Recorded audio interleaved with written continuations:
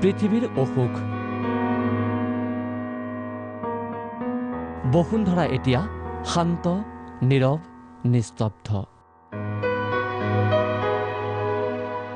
গৃহবন্দী জীৱশ্ৰেষ্ঠ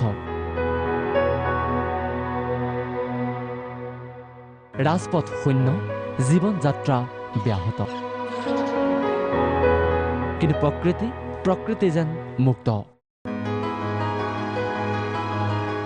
নিঃশব্দ ৰাজপথত ঘূৰা নাই গাড়ীৰ চকা বতাহত নাই ধূলি ধোঁৱা মানৱ জাতি আবদ্ধ গৃহত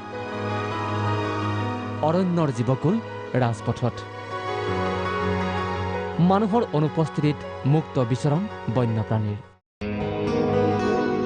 এয়া নয়দাৰ ৰাজপথ শংকাবিহীনভাৱে নীলগাইৰ বিচৰণ উৰিষ্যাৰ দৃশ্য এয়া সাগৰৰ পাৰলৈ উঠি আহিছে জাক জাক কাছ প্ৰজনন ঋতুত কণী পাৰিবৰ বাবে পাৰলৈ উঠি আহে এই বিশেষ প্ৰজাতিৰ কাছ কিন্তু মানুহৰ ভয়ত কেতিয়াবা শংকা আৰু ভীতিগ্ৰস্ত হৈ পৰা কাছই এতিয়া অনুভৱ কৰিছে মানুহৰ অনুপস্থিতি আৰু উঠি আহিছে পাৰলৈ